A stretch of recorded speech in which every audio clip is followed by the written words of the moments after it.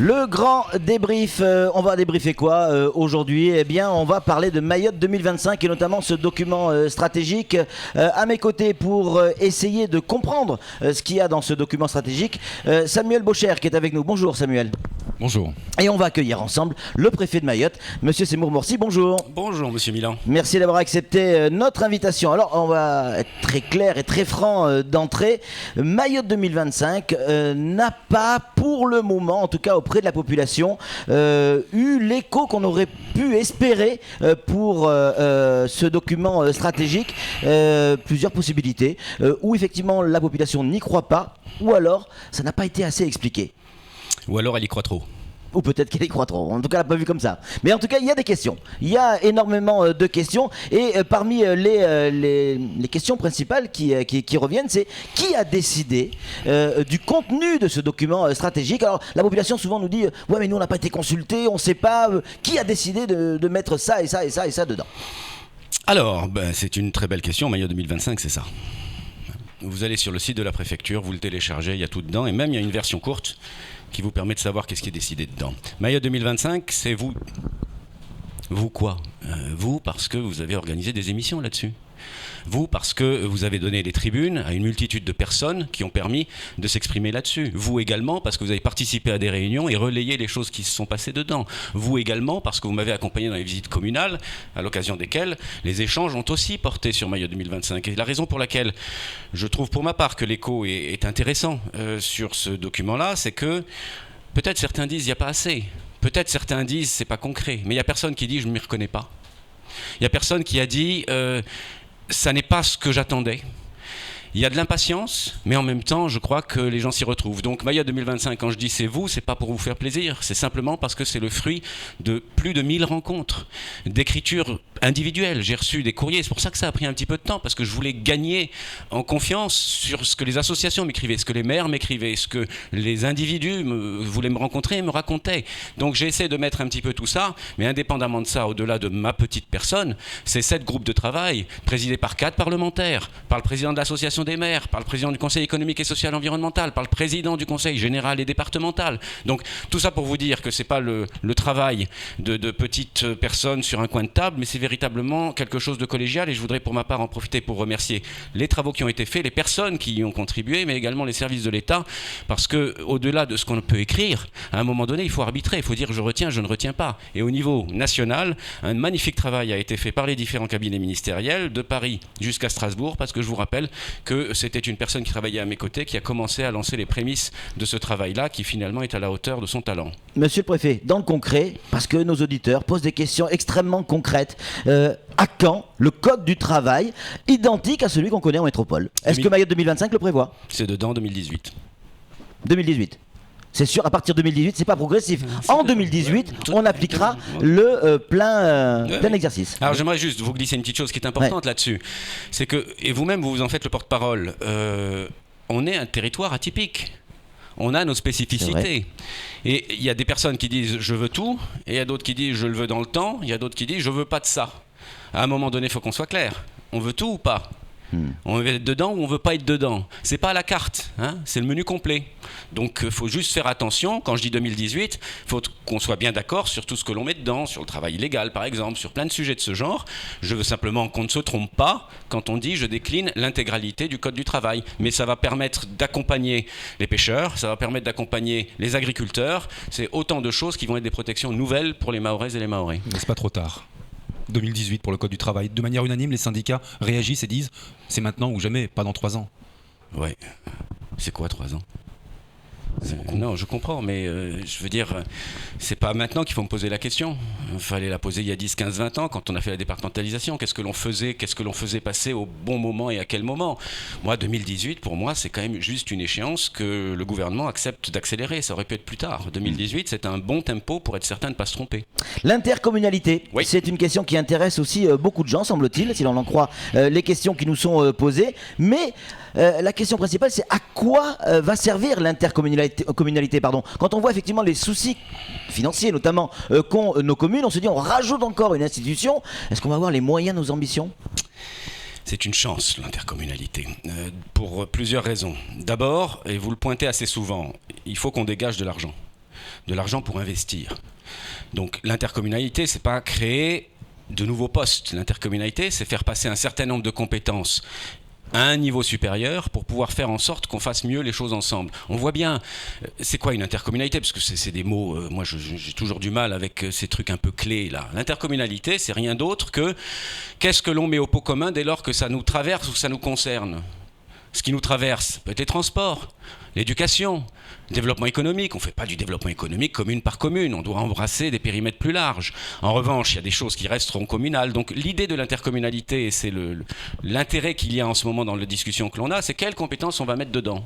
La cohésion sociale, c'est une compétence qui sera intercommunale. La politique de la ville sera une compétence qui sera intercommunale. L'appropriation des futurs chantiers pour l'entretien des écoles, ça sera intercommunal. Il faut qu'on sorte certains sujets du strict petit périmètre. Donc l'intercommunalité, premier sujet, première question, c'est qu'est-ce que l'on met au pot commun? Deuxième question, c'est quelles sont les personnes, la fonction publique qui va s'en occuper? Parce qu'il va falloir transférer du personnel et former ce personnel pour qu'il soit en capacité. Troisième chose, c'est des leviers financiers considérables complémentaires. Et cet argent-là, il ne faut pas qu'on le flèche sur le fonctionnement. Vous le dites assez souvent. Ça ne sera pas aux dépens des communes, monsieur le préfet. Non, du tout. C'est du plus. C'est du plus, mais c'est du plus que je veux flécher sur du développement, sur de l'investissement, et non pas sur du fonctionnement. Sam. Nous avons une chance incroyable à Mayotte, nous sommes une collectivité unique, nous sommes la première de la République, de la 5e République, avec des dotations, donc des compétences régionales et départementales. Pas de chance, nous avons des dotations uniquement départementales et pas régionales. Quand serons-nous une véritable assemblée unique, au même titre que la Guyane ou la Martinique ? De Mayotte 2025, vous avez la réponse. Il y a un texte qui va être proposé au Parlement et qui devrait permettre d'avoir cette révolution statutaire qui nous rendra comme tout le monde. À quand ? Là, c'est le Parlement qui doit décider, vous me pardonnez, je peux maîtriser à peu près certains emplois du temps, mais pas celui-là. Avec nos élus, avons-nous les compétences pour gérer les programmes européens? On s'inquiète sur la formation de nos élus. On l'a vu encore récemment avec l'actualité. Je parle notamment du stade de Cavigny où il y avait l'argent, dossier relativement simple à monter. On se plante. Alors Cavani, on va pas le perdre. C'est sûr. Une des raisons pour lesquelles il m'arrive parfois de devoir faire des allers-retours, je pense que je vais avoir une prorogation d'1 an pour pouvoir garder la somme qui avait été fléchée et faire en sorte, mais pardonnez-moi, mais qu'on a trop attendu là-dessus. Je veux dire, j'attendais une première facture liée à ce chantier-là pour pouvoir débloquer l'intégralité des 4 millions qui ont vocation à venir financer la moitié de ce stade-là. Je dois vous avouer que ça s'est débloqué ces derniers jours et que du coup j'ai demandé une prorogation d'1 an, ce qui est un exercice assez exceptionnel. Et vous l'avez obtenu? Normalement c'est bon, oui. Ça c'est plutôt une bonne nouvelle. La Donc former nos élus. Former les élus, c'est une forte demande du conseil départemental. Le précédent également l'avait fait. On avait fait 4 modules de formation et je dois vous avouer que c'était pas la foule qui est venue à cette formation-là. Je ne désespère pas que les prochaines se passent bien. En tout cas, est-ce que les élus ont la compétence? Les relations que j'ai avec le président du conseil départemental sont très claires là-dessus. À terme, ils auraient vocation à prendre en charge les fonds européens. À ce stade-là, ils trouvent que la façon que l'on a de fonctionner ensemble, qui est de fait, on se réunit, groupe de travail techniquement, et tombe d'accord. Et une fois qu'on a arbitré ensemble les chantiers, on communique ensemble. C'est bien des fonds qui sont européens et qui sont territorialisés. C'est pas l'État qui tire la couverture à lui. Pour le moment, je prends. Le jour où ils voudront prendre et qu'ils pourront prendre, il n'y aura aucun problème. Ce ne sera pas avant 2020, de toute façon, l'autorité de gestion, c'est l'État jusqu'en 2020. Absolument. Parlons un peu éducation, si vous êtes d'accord, monsieur le préfet. Comment arriver à construire des écoles en maintenant simplement, j'allais dire, le niveau d'investissement, c'est-à-dire les 10 millions annoncés. Il y a de plus en plus de gamins qui vont à l'école et on maintient le niveau. Est-ce qu'il ne fallait pas aller au-delà ? Je me méfie toujours du toujours plus, vous le savez bien, je redis ce chiffre-là qui est quand même juste phénoménal. 2013, 10 millions une classe. Fin 2014 pour la rentrée 2015, 14 millions, plus de 200 classes et 15 réfectoires. Donc je ne dis pas qu'on fait les choses mieux, je dis simplement qu'à un moment donné, il faut passer la surmultiplier. Dépensons déjà les 10 millions. Si jamais, par un hasard quelconque, il y avait sur certaines enveloppes l'incapacité que l'on aurait de pouvoir la dépenser, je pense qu'on aurait l'autorisation de donner plus d'argent. Mais le cadencement qui est le nôtre vise à clairement construire avec juste un point d'alerte, un point d'interrogation, c'est qu'on attend quand même que le SMIAM soit au clair sur son patrimoine. hein. Ils nous ont demandé 6 mois pour pouvoir faire en sorte d'avoir une visibilité là-dessus. Ils ont très très bien réglé la question du personnel, mais en revanche, je reste encore pas mal dans le flou sur jusqu'à la propriété même des classes qui auraient été construites sur certains terrains. C'est juste pénible. On parle de plusieurs dizaines de millions d'euros de chantiers qui sont arrêtés, stoppés et qui sont tout simplement gâchés. Oui, c'est grave ça. C'est très grave, oui. On est sur des champignons, il manque la tête, quoi. On a construit 75, il reste 25%, mais ce 25%, ça se compte en plusieurs dizaines de millions. Alors on va essayer d'en rattraper quelques-uns, mais ça sous-entend quand même que ça veut dire qu'on demande à l'État de payer 2 fois. Puisque le chantier aurait dû être terminé pour la somme qui avait été déléguée.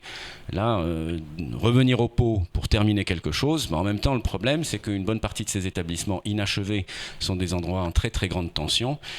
Dans la répartition que je ferai d'ici la fin de cette année, de l'enveloppe de 10 millions de cette année, je pense qu'on va essayer de rattraper certaines aberrations. Restauration scolaire, monsieur le préfet, oui. Les cantines, nos gamins en ont besoin. Est-ce que le document stratégique l'évoque clairement ? Oui, il le dit clairement. Et comme je vous disais tout à l'heure, on a fait 15 cantines sur 2014. On continuera à faire des cantines. En fait, c'est plus des réfectoires que des cantines. La question de la cantine viendra à un moment donné où on sera en capacité de transformer les aliments sur place. Ce qui n'est c'est pas quoi la différence, monsieur le préfet ? Alors, réfectoire, c'est qu'on livre des plats et on peut manger les plats sur place, mais de façon normale. Hein. C'est-à-dire, on est assis et on mange, on n'est pas à même le sol, comme certaines fois c'est le cas. La cantine, c'est un endroit où on amène la nourriture, on transforme la nourriture sur place et ensuite on la sert aux personnes. L'arrivée officialisée de Cervère à Mayotte en association avec Panima, pour vous, c'est une opportunité aussi d'avenir et d'une possibilité nouvelle ? Alors, au-delà des enseignes, moi, ce qui m'intéresse là-dedans, et c'est là aussi dans Mayotte 2025, c'est qu'il faut qu'on ait une filière agricole ici, hein, agricole, aquacole et pêche. J'imagine que vous m'en parlerez tout à l'heure. Cette filière-là doit passer par un investissement fort et une confiance forte envers les producteurs. Mais produire, c'est une chose, mais idéalement, et c'était ça un des projets d'un certain nombre d'acteurs, dont Panima, c'était de dire d'avoir une chaîne de transformation courte. Je produis à côté, je transforme sur place et je livre immédiatement les cantines. Les cantines ou l'hôpital ou pourquoi pas la compagnie aérienne. Donc l'idée d'avoir un circuit court et bien fléché avec des agriculteurs qui sont certains de leurs revenus, c'est une piste sur laquelle on a décidé d'investir dans Mayotte 2025. Allez, on reste sur l'éducation. Parce qu'on a encore plein de questions, monsieur le préfet. Le document stratégique, Mayotte 2025, évoque les internats pour les élèves à haut potentiel. C'est très bien. Et j'allais dire, et les autres ? Alors, il n'y a pas que ça. Ce qui est dit dans Mayotte 2025, c'est qu'il faut de l'internat. Ce que le président de la République a rappelé, ce que le Premier ministre a clairement établi lors de son déplacement. Quand on était au lycée agricole, c'était pas prévu. Qu'on aille au lycée agricole, oui, mais c'était pas tout à fait écrit qu'on puisse avoir 5 millions d'euros pour pouvoir construire un internat au lycée agricole. Ce qui m'a été souvent dit d'ailleurs dans les déplacements, quand vous disiez Mayotte 2025, qu'est-ce qu'il a écrit, c'était il faut revaloriser la filière agricole. Et que le lycée agricole n'a pas toujours la réputation ou l'aura qu'il mériterait d'avoir. Il y a 300 élèves uniquement au lycée agricole. Donc l'idée d'avoir un internat permettra de solidifier, de construire, d'inscrire, d'insérer des enfants qui n'auront plus à prendre, 80, c'est pas beaucoup, mais c'est déjà pas mal, qui n'auront plus à prendre leur bus à 4h du matin pour pouvoir arriver à temps. Et alors ceux-là, comme ceux dans les lycées. Donc la filière d'excellence est une filière qui ne concerne pas que Mayotte, parce que c'est aussi comment est-ce qu'on peut exporter vers la métropole ou ailleurs des étudiants de chez nous, mais c'est également aussi de pouvoir permettre à certaines personnes ici d'avoir des conditions de travail un peu plus décentes. Je ne doute pas d'ailleurs que l'internat permettra de transformer tout le monde excellent. Alors, on s'est penché un petit peu sur ce document Mayotte 2025 et on a vu une phrase, la promotion de l'économie sociale et solidaire. Qu'est-ce que, monsieur le préfet ? Quand vous m'écrivez et que vous me dites que sans gagner de l'argent, vous seriez prêt à tutorer des personnes pour pouvoir faire en sorte qu'elles apprennent un nouveau métier, c'est de l'économie sociale et solidaire. Quand vous me dites qu'il y a des associations à but non lucratif qui sont prêtes à intervenir en faveur de la famille, en faveur des personnes défavorisées, en faveur de circuits alimentaires autocentrés, le microcrédit, c'est de l'économie sociale et solidaire, c'est tout ça l'économie sociale et solidaire. Et c'est à découvrir dans le document stratégique. C'est dedans, mais c'est surtout la capacité que l'on a, nous, à mobiliser des acteurs et à les responsabiliser pour le faire. C'est une chose qui m'avait un peu marqué d'ailleurs dans mes visites communales, c'est qu'on a beaucoup de partenaires associatifs qui, quand ils ne sont pas trop politiser, ce qui arrive parfois, sont capables du meilleur, aussi bien dans la lutte contre les maladies sexuellement transmissibles, dans l'aide à la parentalité, dans tous ces sujets-là, on a des gens qui sont absolument formidables. Il faut aller le déceler et les accompagner. De ce point de vue-là, certains reportages m'encouragent à aller rencontrer des personnes. C'est votre plus-value parfois. Samuel. Parfois. On a lancé le grand chantier de la consultation pour la piste longue. On l'a reporté pour 2050 selon les prévisions. Ce sera peut-être avant. En attendant, il y a une question qui est posée par nos auditeurs. C'est pont ou pas pont entre Petite Terre et Grande Terre? Et moi, j'ai envie de rajouter aussi route de contournement et grand chantier structurant. Alors, intéressant. Alors, d'abord, les réservations vont être faites. Qui est quand même juste un chantier important. Les réservations, ça permet d'allonger un petit peu la piste, pas nécessairement d'ailleurs, c'est une obligation européenne, pas nécessairement d'ailleurs pour pouvoir permettre à des très gros avions de pouvoir l'emprunter, mais à tout le moins, le Premier ministre l'a annoncé la dernière fois, le premier vol Mayotte-Paris direct, donc on aura maintenant 2 à 3 allers-retours, 8 à 9 mois par an, direct de Mayotte. Les avions que Air Austral a décidé d'acquérir leur permettra de faire cet aller-retour. Donc la question, il faut disjoindre à mon avis la question de l'allongement de la piste de la question de ces allers et retours. Je vais vous retourner une question et je vais répondre à la vôtre. Je vous retourne la question qui est de dire, je comprends bien moi la question des chantiers structurants. Mais quand je suis arrivé, j'avais évoqué ça avec vous lors de ma première interview, je crois, sur votre plateau, j'avais dit une piste longue, pourquoi? Alors on me dit pour avoir des gros porteurs. Je dis mais les gros porteurs, une fois qu'ils descendent, qu'est-ce qu'ils font? Ils prennent une route, ils prennent ensuite la barge pour aller sur une autre route. Les 2 routes en question sont quand même juste un petit peu embolisées. Donc si on ne règle pas la question des routes, la question du pont ne fera qu'accentuer les problèmes. Donc ce qui a été dit dans Mayotte 2025, c'est... d'où ma question, par quoi on commence? Et quand on remonte le par quoi on commence, c'est pourquoi les gens viennent pour le lagon. Si on ne fait pas l'assainissement, il n'y aura plus de lagon. Donc dans l'étagement des choses qu'il faut faire, ce qu'on a tenu à faire dans Mayotte 2025, tous ceux qui ont contribué à ce document-là, c'est de dire il faut étudier la question des flux entre Petite Terre et Grande Terre, qui est une vraie question.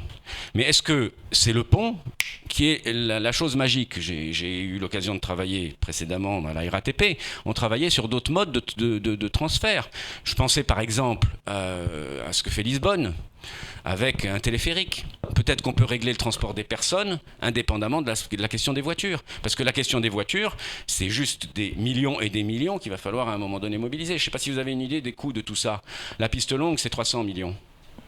Le pont, c'est 230 millions. Le contournement de Mamoudzou, c'est 250 millions. Donc tout ça c'est assourdissant. On est quasiment déjà au milliard. Donc ce que je pense préférable pour ma part, c'est qu'on étudie intelligemment la circulation de Petite Terre et Grande Terre, que du coup on puisse trouver peut-être un meilleur flux des bateaux qui puisse aller desservir d'autres parties de l'île et non pas simplement de faire les 2 ports principaux, et que parallèlement à ça, on puisse dire quelles sont les alternatives que l'on peut faire. Un téléphérique, c'est 10% du prix du pont. Ce qui peut commencer à être un peu intéressant. Maintenant, vous évoquez autre chose, c'est la question... Moi, je préfère passer de Petite Terre sur un pont qu'en téléphérique, parce que... Ah, mais c'est parce que vous êtes trop jeune. C'est une question de préférence en effet, mais en attendant, la Réunion est capable de nous sortir la route des Tamarins à plus d'1,5 milliard, la nouvelle route du littoral à plus d'1,5 milliard. Nous, avec 1 milliard sur 3 projets colossaux, on va dire non, on va faire un téléphérique, parce que c'est moins cher. Alors, vous savez qui paye la route de la Réunion? Oui, bien sûr. C'est l'Europe, principalement, la région et l'État français. 800 millions pour l'État. Non. La Réunion a dit, je prends moi à mon compte la route du littoral, en échange de quoi l'argent que met l'Europe et le contrat de plan État-région ira sur tous les autres projets. Est-ce que vous pensez que nos collectivités ont le milliard qui permettrait de payer toutes ces infrastructures? Bon, vous avez répondu à la question. Donc ce que je veux vous dire par là, c'est qu'il n'y a pas que ça. Les investissements, j'ai senti qu'il y avait des interrogations là-dessus. Le nouvel hôpital, c'est pas ridicule. Les 5 millions que l'on met pour pouvoir travailler à l'extension de l'université, c'est pas ridicule. Le nouveau CRA, la nouvelle prison, les nouveaux collèges, nouveaux lycées, tout ça sont autant d'investissements qui vont voir le jour, et on continue à investir bien sûr à Mayotte, plus les 10 milliards par an sur le scolaire. Alors justement... 10 millions, pas 10 milliards. 10 millions par an. On est preneur, 10 milliards. Oui, moi aussi. On imagine. Vous venez de parler là, de choses très très importantes, notamment le CHM. Les écoles, le CRA, la prison, à part la prison, on a le sentiment que tous les les gros chantiers structurants sont faits autour de l'immigration, ou en ayant un lien direct avec l'immigration. Le CHM, il n'y a pas plus de Mahorais ou de métropolitains qui accouchent.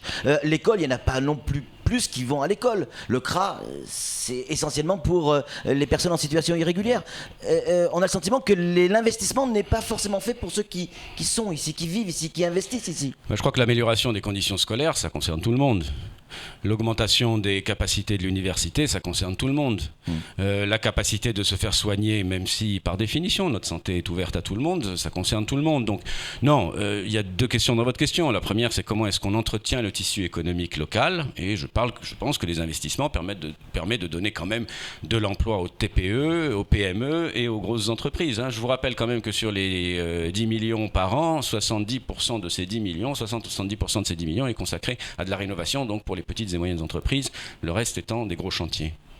Donc les gros chantiers, les gros projets de construction dans le document Mayotte 2025, on les trouve pas de manière flagrante. C'est pas évident. Faut les chercher. Faut les chercher un petit peu. Bon, alors, je vais faire une petite liste, vous voulez ? Allez, rapidement. Oui. Alors, nos chantiers, donc l'hôpital Petite Terre, le deuxième plateau sur Grande Terre, tous les travaux sur l'assainissement, l'eau potable, toute la question de la gestion des déchets, tout ce que l'on met sur l'aéroport, tout ce que l'on met sur le port, les internats, les constructions de classes, la structuration des filières agricoles et la montée en puissance de l'aquaculture et de la pêche, vous m'en parlerez je pense. La rénovation urbaine, la construction de logements, l'ANRU, la politique de la ville, je pense que c'est déjà pas mal. Dans la deuxième partie de cette émission, Monsieur le Préfet, on reviendra sur la manière, ce qu'il faut faire pour développer véritablement le tourisme. On parlera évidemment du problème, de la problématique du travail, du marché au noir, en fait, qui existe ici à Mayotte, et bien d'autres questions. On va tourner une page de publicité, et si vous êtes d'accord, on se retrouve juste après sur le plateau du Grand Débat.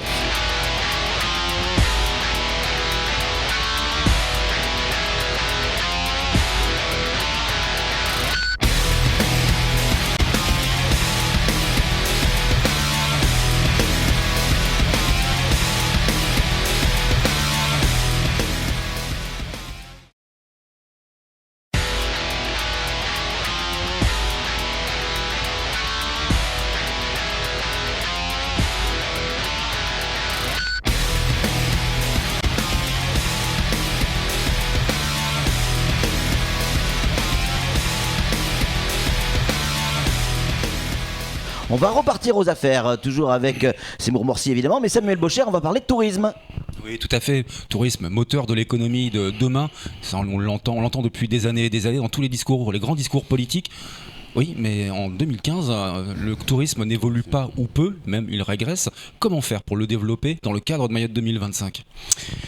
Alors, c'est un vrai sujet, mais je vous disais rapidement tout à l'heure, pas sur l'antenne, mais hors antenne, qu'est-ce qu'on a à promouvoir ? Le Premier ministre a été très clair, c'est un joyau que l'on a entre les mains. C'est juste absolument merveilleux. Mais ça passe par vous, nous, et puis ensuite des investissements. Vous, nous, quand je vois le braconnage sur des espèces exceptionnelles, notamment le dugong. On se tire une balle dans le pied. Quand je vois des voitures abandonnées, c'est le paysage qui trinque. Quand je vois les gens qui jettent n'importe quoi, n'importe où, c'est sa propre promotion que l'on malmène.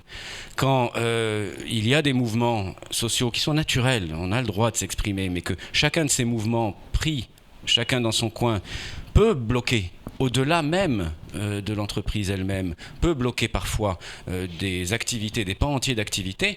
Je crois qu'il faut qu'on trouve un système qui fasse qu'on soit tous responsables et qu'on ait un dialogue beaucoup plus en amont pour pouvoir faire en sorte que des choses soient réglées. Ça, c'est pour un premier aspect des choses. Deuxième aspect des choses, j'ai malheureusement souvent l'occasion de vous le dire, mais qu'est-ce qui remonte de Mayotte ? Il y a vos émissions, il y a la presse, et il y a aussi certaines inquiétudes de certains fonctionnaires ou de certains habitants qui craignent pour la sécurité de ça. Tous ces champs-là, l'image que l'on donne à l'extérieur ne donne pas nécessairement toujours envie de venir. Alors par rapport aux chiffres que vous évoquez, il y a eu une très grande baisse à un moment donné, une remontée l'année dernière, et on recommence à descendre un petit peu cette année. On sait que le tourisme principal ici, c'est ce qu'on appelle un tourisme affinitaire, on vient voir de la famille, mais je crois qu'il faut qu'on passe à autre chose. Alors pour passer à autre chose, il y a de l'argent qui est prévu dans le contrat de plan État-région pour pouvoir accompagner à la création de structures hôtelières. Mais je me méfie, je veux dire, il ne faut pas qu'on dise « je veux des grands hôtels ». Parce que derrière, il faut que l'on puisse assurer de l'activité. Je veux développer les maisons d'hôtes, les chambres d'hôtes, des petits hôtels, mais également des hôtels de bonne tenue. Je vous l'ai dit déjà, et dans quelques semaines, on va avoir le choix d'un premier groupe qui va pouvoir aller sur la baie des Tortues. Je sais que c'est un sujet qui vous tient très à cœur, mais on a eu plus d'une trentaine de dossiers qui ont été retirés. Ça montre quand même un certain intérêt. Au bout du compte, je n'en ai que 4 qui sont déposés. Ça montre aussi qu'on a une marge de manœuvre pour pouvoir s'améliorer. Donc parmi les 4, on va expertiser. Ce que je vais demander, c'est qu'ils développent l'économie locale, qu'ils développent la professionnalisation des acteurs locaux, la formation, et on choisira le meilleur pour pouvoir s'en occuper. Ça, c'est la première AOT, autorisation d'occupation du territoire. Il y en aura 2 ou 3 autres que je vais ouvrir dans les 12 mois qui viennent pour qu'on ait sur 3-4 points de l'île, de nos îles, des infrastructures hôtelières dignes de ce nom. Donc ceux qui ne vont pas être retenus cette fois-ci, on va leur dire préparez-vous pour le suivant et voilà comment vous pouvez améliorer votre dossier. Il y a un sujet qui est important, c'est qu'il va falloir aussi accompagner l'aéroport dans son envie d'avoir un hôtel sur l'aéroport. Oui. J'y travaille, il y a eu des premières discussions, mais ça veut dire quand même qu'on demande à l'État de tout faire, hein. Dire, quand je vois des indignations en disant il n'y a personne qui investit, investissez. S'il vous plaît, si vous avez un peu d'argent, ouvrez un hôtel. Hein, il faut y aller. Il faut y aller parce qu'il y a de quoi faire. J'ai pas d'argent, désolé. Alors justement, une question, tiens, d'un auditeur. À l'instant, il s'appelle Mascati, forcément vous le connaissez. Bonjour, comment investir s'il n'y a pas de garantie de concurrence pour les matériaux les matières premières dans le BTP avec l'élimination d'IBS? Sauf erreur de ma part, IBS n'est pas éliminé, puisque IBS est en train de demander l'exploitation d'une nouvelle carrière. Sauf erreur de ma part, l'actuelle propriété d'IBS devrait être prise par quelqu'un d'autre. Sauf erreur de ma part, on devrait avoir un schéma des carrières dans les années qui viennent qui permettront d'exploiter de nouvelles carrières. Donc pour le moment, encore une fois, mais c'est pas -1, mais c'est +1.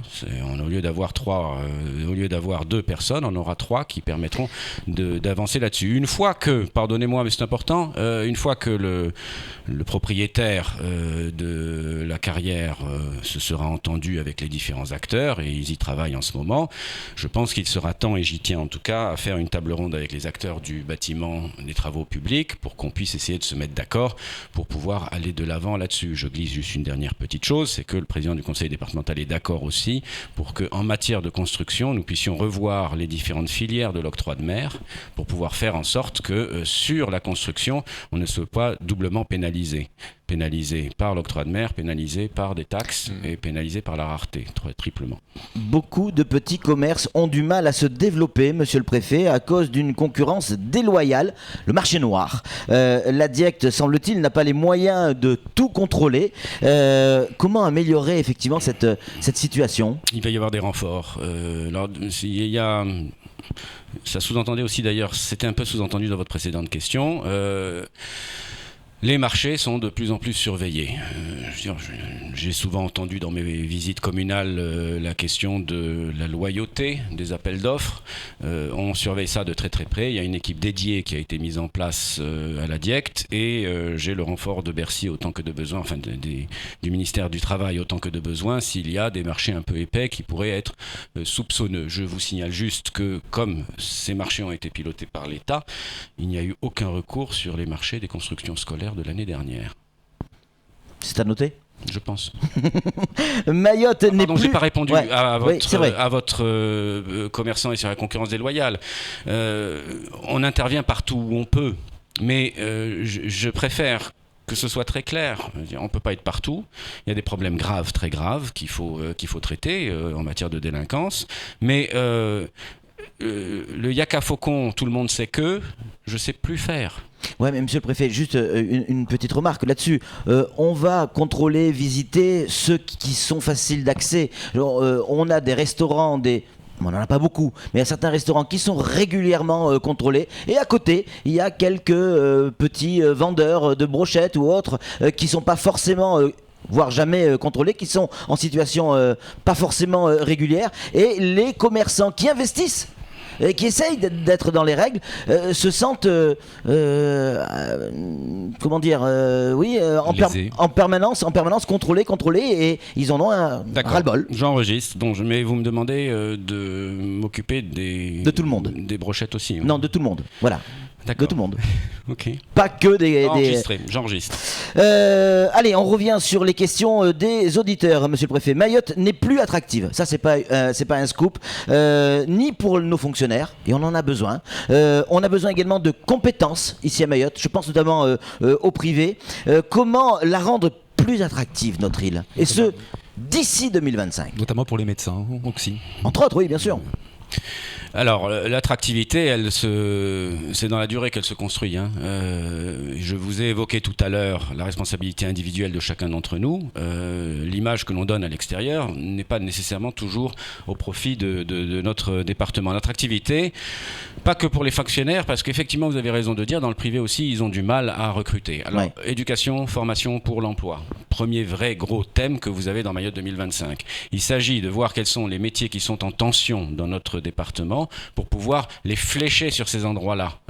Et donc, on va avoir des filières sur l'assainissement, sur le tourisme, sur la fonction publique, l'amélioration de la fonction publique territoriale État. Alors, les recrutements maintenant que vous posez, il y a parfois des accompagnements financiers, il y a des accompagnements personnels de conjoints, il y a aussi la capacité que l'on a à accompagner la personne à la fin de son séjour à Mayotte pour qu'elle puisse retrouver un poste en métropole. Mais privé et public, on a la même interrogation, c'est de dire, si je viens à Mayotte, c'est pour apporter quoi de moi-même et qu'est-ce que je vais en tirer après. Donc ça, c'est un travail de pédagogie de nous tous.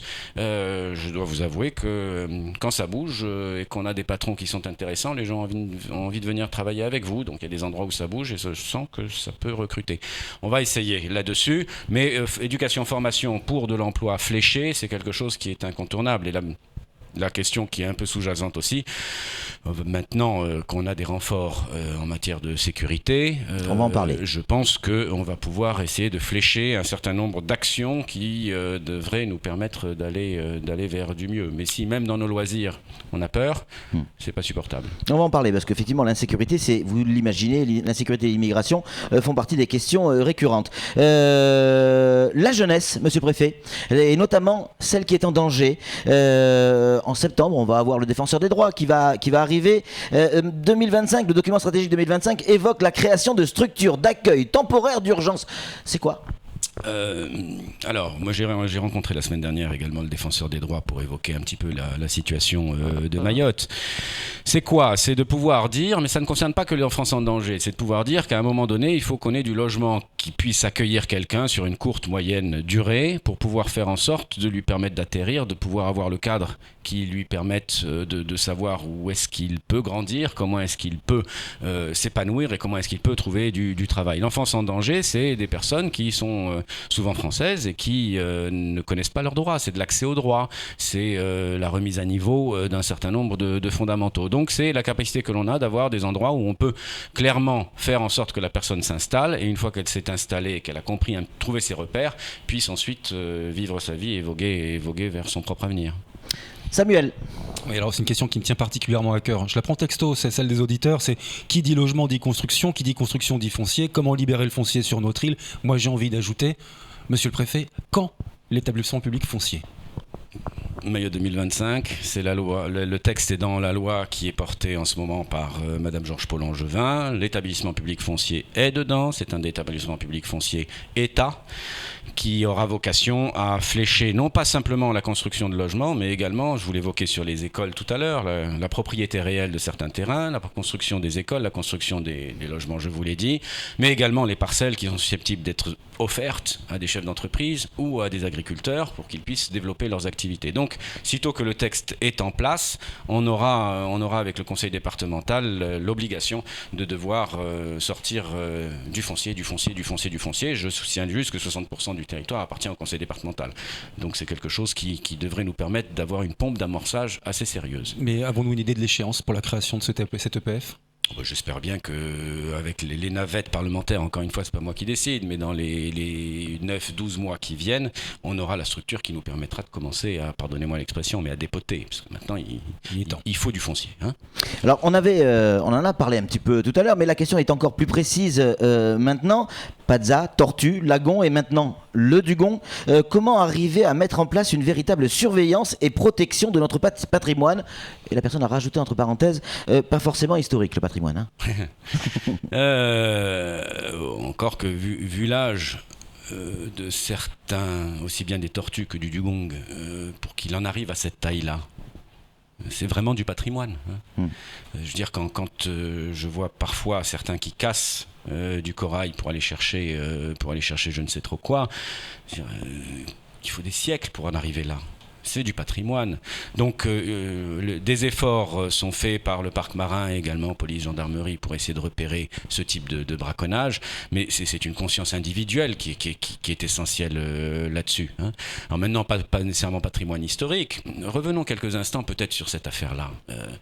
C'est quoi ? C'est un endroit qui, paraît-il, fait partie du patrimoine, même s'il est relativement moderne. Mais je vous signale quand même qu'on classe du Corbusier, qu'on classe des usines, qu'on classe ceci. Donc rien n'interdit d'inscrire ou de classer du patrimoine.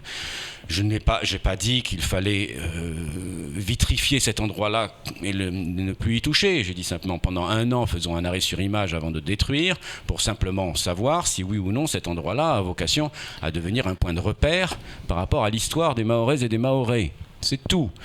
Que ce soit occupé par quelqu'un que je ne connais pas plus que ça, ça ne me regarde pas. C'est une affaire d'un propriétaire avec son locataire. Je ne m'occupe pas de ça.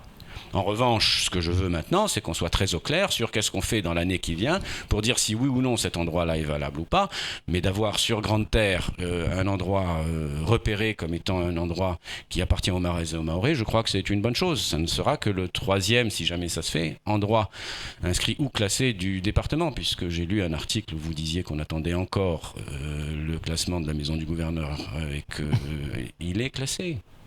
Il est classé. Les moyens ne sont pas fléchés derrière alors. D'accord, mais il est classé. J'ai 600 000 € pour lancer le début de sa remise en état. Il est temps, hein, ça, il tombe en relais. D'accord, mais enfin, vous me dites à chaque fois il est temps, et quand je viens avec, vous me dites c'est trop tard. Donc à un moment donné, il faut juste qu'on se mette d'accord. Trop tard parce que les volets s'effondrent, le parquet en palissandre rouge est complètement bouffé. Ben oui, mais que voulez-vous que je vous dise ? On va le faire. Je vous signale, il y a aussi une mosquée qui est classée au patrimoine, donc on a déjà des choses auxquelles on tient. Notre lagon, monsieur le préfet. Oui. Il faut terminer avec ça parce que c'est important. Déjà, et après, on va parler bien chez vous. Non, on va parler après insécurité, immigration, mais vous n'avez pas répondu. Comment protéger mieux notre lagon, le Dugong, etc. Il y a des gens qui régulièrement informent les différentes autorités. Voilà, en ce moment même, on a reçu un SMS. Il y a quelqu'un qui est en train de pêcher avec un filet du Dugong.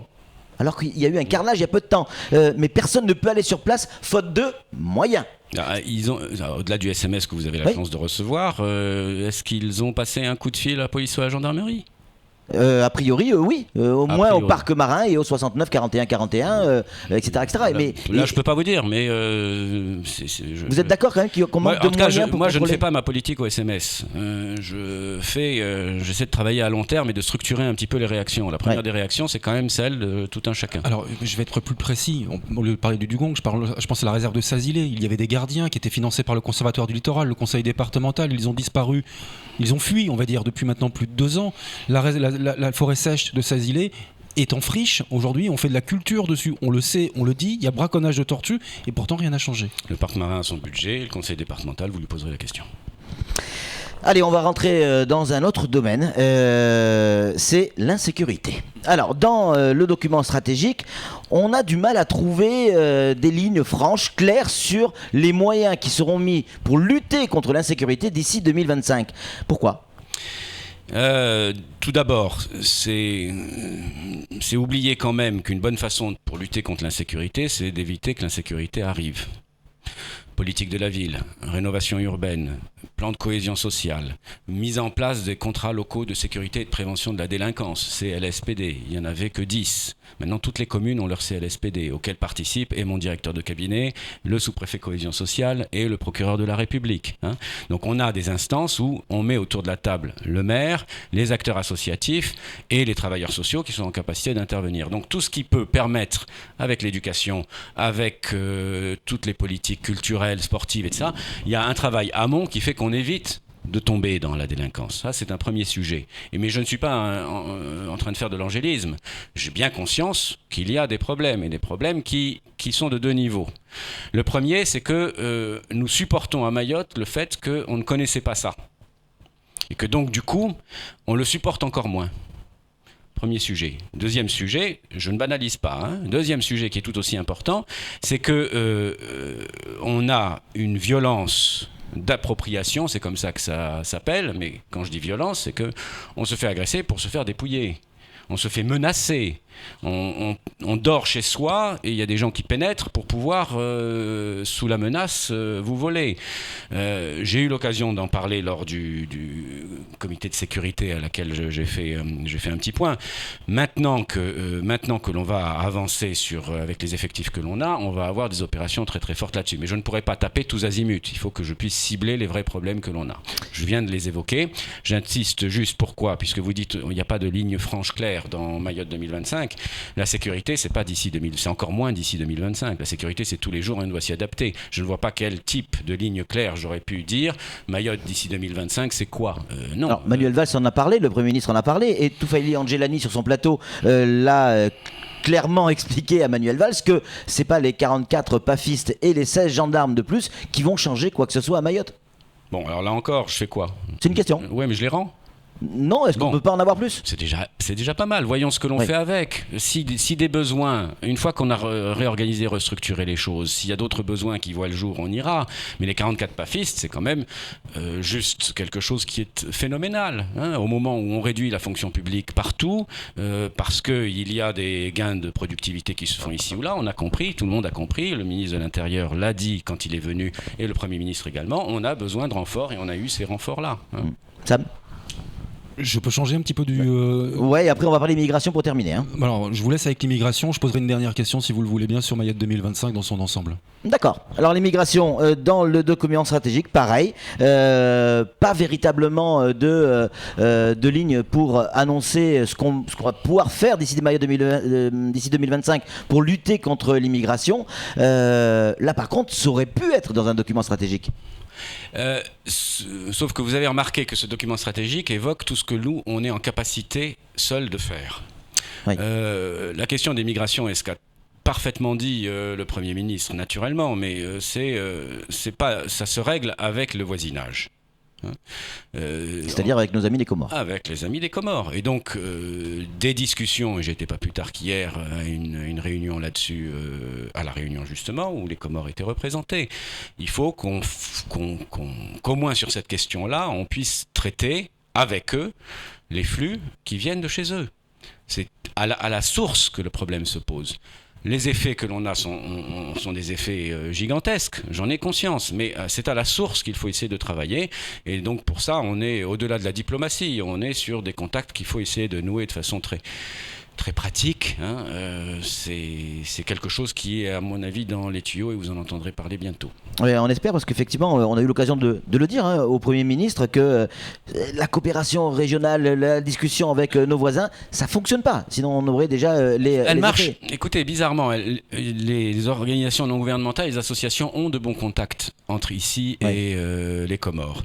Les acteurs économiques ont de bons contacts avec les Comores. Le niveau politique reste sur une série de postures qui, à un moment donné, vont devoir être au moins pratiquement surmontées pour les effets de se regarder en chien de faïence. Ces effets-là, je pense qu'on peut essayer d'éviter de les traiter politiquement, mais de les traiter administrativement ou techniquement. La dernière question sur le document Mayotte 2025, le document stratégique, c'est Samuel Bocher qui va vous la poser. Oui, monsieur le préfet, personnellement, je vous ai trouvé très convaincant sur le sujet de Mayotte 2025. Vous maîtrisez le sujet, mais qu'est-ce qui nous garantit que demain, Mayotte 2025 sera mise en application? Manuel Valls l'a dit, c'est un pacte de confiance avec l'État et les Mahorais. Il n'a pas force de loi. La politique étant ce qu'elle est, tout peut changer. Qu'est-ce qui nous garantit Mayotte 2025? Alors, d'abord, je crois que l'intérêt que je pressens que les gens ont eu sur ce texte-là. Deuxième chose, j'attire votre attention sur les pages 6 et 7 de ce document qui racontent qu'est-ce qui va se passer. C'est-à-dire, tous les 3 mois, il y aura des responsables pour chacun des thèmes. Pour chacun des thèmes, il y aura des points de revoyure tous les 3 mois pour voir qu'est-ce qui avance, qu'est-ce qui n'avance pas et pourquoi ça bloque. Tous les 6 mois, ce point de revoyure se fera devant le président du conseil départemental et moi-même. Et tous les 12 mois, c'est devant le ministre qu'on ira rendre des comptes. C'est juste un élément de pression qui montre qu'on n'a pas besoin d'avoir des textes qui sont estampillés par le banc et l'arrière-banc, on a simplement besoin d'avoir de la volonté. Je pense avoir rencontré cette volonté-là et personne ne se hasarderait, je crois, à décevoir les Mahorais, tellement ils ont attendu ce document de perspective. Seymour Morcy, merci beaucoup d'être venu sur ce plateau. Merci également à Samuel Bocher pour ces questions pertinentes. C'est tout pour le grand débrief Mayotte 2025. Oui, on aura l'occasion d'en reparler et très prochainement. Salut.